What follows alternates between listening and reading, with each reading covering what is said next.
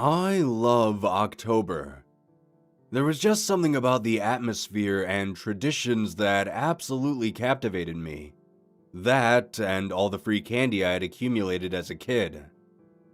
It wasn't until I had gotten older, though, that I actually started to appreciate the autumn months. The weather gets cooler, the multicolored leaves that pepper the ground, and the spooky decorum that people spend way too much money on. All of that just seemed to resonate with me, long after I had hung up my candy bucket. One of my favorite things to do during October is enjoy the multitude of scary attractions that plague my city this time of year. From the cheesy haunted houses constructed from cardboard and trailers, to the vast labyrinths of expertly crafted scares, I went to them all. When I was a kid, my mother would never take me to these things. Not that I was too little, quite the contrary. It was she who was too apprehensive about going. The first haunted house I went to was in high school with a few close friends. It was your run-of-the-mill two-story building with very basic scares. Though, admittedly, not having been to one of these before, most of those scares got me pretty good. It seemed like every year after that, my friends and I would all get together and we'd hit up a few of the new attractions in town. This year would be no different, as my friend Mark had called me a few days ago regarding a brand new haunted attraction opening up at the edge of the city. He told me it was a haunted hayride, and that he read about it in the paper. As we spoke, he told me that he tried to look up the attraction online, but there was very little information on it. It had no website, and the few people who have mentioned it only stated that they haven't been but wanted to go. I told him that it sounded like fun and to call the others of our little group to see if anyone else wanted to go. He agreed, and within a few hours he texted me back to say that Kate and Jim also wanted to go as well. Since the grand opening of the hayride was on the 1st of the month, we all agreed on a time, and Mark said he'd be willing to drive us. The first had arrived, and I had gotten off work when Mark texted me telling me that he was on his way. I quickly got changed, and not long after that, I had received a new text telling me he was here. I hopped into his car and saw that he had already picked up Jim and Kate. We laughed and chatted the entire drive to the hayride. As we got a bit closer to our destination, I asked Mark if he had any more knowledge regarding the attraction. He told me that he didn't know much, but he did bring along the flyer that was in his newspaper. He handed it to me and I looked it over. He was right. There wasn't a whole lot to go off of. It was just a black piece of paper with what looked to be poorly photoshopped stalks of corn on it. In the center it said Haunted Hayride, and below that was an address. I punched in the address into my phone, and it took a minute for my GPS to find it. Eventually, a red dot appeared in the middle of nowhere, one which we were steadily closing in on. We pulled off the main highway onto a very uneven dirt road. Rows of corn stalks lined the road like walls on either side of us, guiding us further and further inward. I was beginning to wonder the legitimacy of this business. It seemed like no one but us were heading to this place. But Jim piped up from the back saying that maybe people didn't realize that it was opening day. Hearing this put me slightly at ease, and after nearly 20 minutes on that dirt road, we began to see lights in the distance. We pulled into a clearing that had a large barn set up with various spooky decor strewn about. Pumpkins and fake skeletons and the like. Orange and yellow lights on strings gave the entire area a very eerie atmosphere. As we drove through, we could see 3 carts attached to tractors lined up off to the side. We looked over and saw a few parked cars nearby, so we parked next to them and got out. As we all stood there looking like lost children, an older man walked up to us and asked us if we were here for the hayride, as if there would be any other reason to be out in the middle of nowhere. We nodded, and he led us over to a small booth. He stepped inside through the back door and greeted us once again. We asked him the cost of admission, and he replied $10 per person. That was actually a lot cheaper than a lot of the places we have been to in the past, so we all nodded to one another.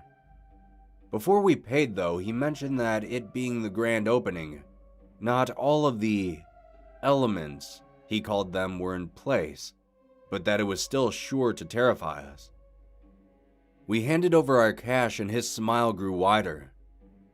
We asked if he had other patrons aside from us and he just shook his head, telling us that we were the first. He then pointed over to the tractors and said that Chris would take us out on the ride. As we glanced over, we saw a rather tall and skinny guy wearing a black hoodie and dark-colored jeans. He was leaning against one of the tractors smoking a cigarette. We walked up and asked him if he was the one to take us out. He nodded, put out his cigarette, and told us to hop in the back. We all climbed into that hay-filled cart and sat with uncertainty as Chris started up the tractor. He put it in drive and we all lurched back as he drove onto the path into the field. We laughed and joked with one another while keeping an eye out for anything spooky, though it was nearly impossible to see more than a few feet away from us once we left the glow of the string lights behind. 5 minutes passed by, then 10, then 15. Nothing was happening and we were quickly realizing that maybe this wasn't the greatest idea after all. When suddenly, the tractor's engine seemed to die out. We all shook in our seats as the cart came to a stop. We all then turned our attention to Chris, but he wasn't there. I asked Mark and Jim if they had seen what happened to him, and they told me that they hadn't been paying attention. I looked around for a moment before calling out Chris's name. Of course, there was no response. Kate chimed in saying that maybe this was part of the ride, and Jim nodded in agreement with her. While it was possible that were the case, I had never been on a hayride where the driver straight up ditched us before.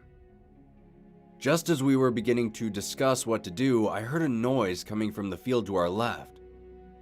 It sounded like a clicking sound. It reminded me of the sound the predator makes. The sound drifted in and out before fading away entirely. I called out once more to Chris, stating that it was time to take us back. Again, there was no response. I eventually crawled over the cart to the tractor. I sat down and looked to see if the keys were still in the ignition. They weren't. I looked back to my friends in the cart and was about to tell them that we might have to walk back, but I couldn't find my voice to speak. There was something sitting on the back of the cart. Something which my friends hadn't noticed yet. They all looked at me expectantly as I stared at this thing on the back of the cart. Even with the lightless sky, I could still see it quite clearly with how close it was. Its head was beastly. It had dark black fur covering its form entirely. Its arms and legs were extremely long, which would have made how it was sitting on the back of the cart almost comical if I wasn't so terrified. It sat in an almost perched position, and despite its close proximity, it made no sound whatsoever. And although it had 3 other people between me and it never took its eyes off me. After a few seconds of unresponsiveness on my part, my friends all finally turned to see what had halted me. The collective screams of my group seemed to carry over the cornstalks for miles. Jim and Kate both jumped off the cart onto the ground, followed closely by Mark. I didn't move. Neither did the creature. My eyes were locked on this thing. My friends had all fled the area, sprinting back towards that barn, while I remained alone. I wanted to run too, but I was so scared that I couldn't even think straight, let alone run away. It then slowly reached out one of its arms and placed it onto the cart, followed by the other, followed by its legs. It was now crawling closer and closer to me. As it drew nearer, I could see its face even clearer, though I didn't want to look at it. The closest thing I can think to describe it as would be a bat. It had a short snout-like nose, with small yet pointed ears protruding from the sides of its head. Black, empty eyes stared into mine with no semblance of emotion. Like I mentioned before, its entire body was covered in a thick layer of dark fur. I was silently praying that it was just a guy in a suit, but that was quickly banished when it opened its mouth. Rows of dagger-like teeth lined its mouth. I could feel the heat of its breath coast across my face. The acrid scent of its odor wafted into my nostrils. As it did that, I heard that same clicking sound I heard earlier.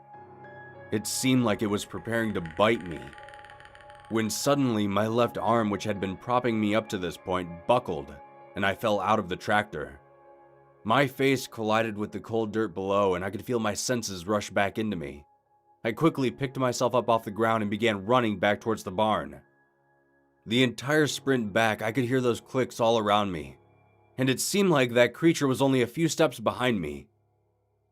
A few moments later, I burst out of the cornfield into the glow of the lights above. All of my friends were already in the car, debating about whether or not they should leave me behind. Some friends, right?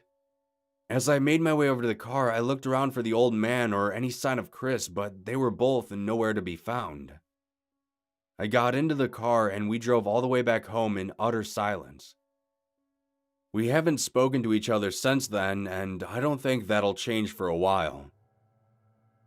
If any of you out there are planning on going to one of the multiple haunted attractions popping up across the nation, please be careful. You might just be going for some cheap scares, but you may very well end up with more than you bargained for. As for hayrides in particular, well, I can tell you that I certainly won't ever be going back to one in my life. There was one last thing I can't shake from my mind, though. It's something that strange old man said to us. He said that not all of the elements were in place, meaning that there might be more of those things out there. Or maybe even things that are much, much worse.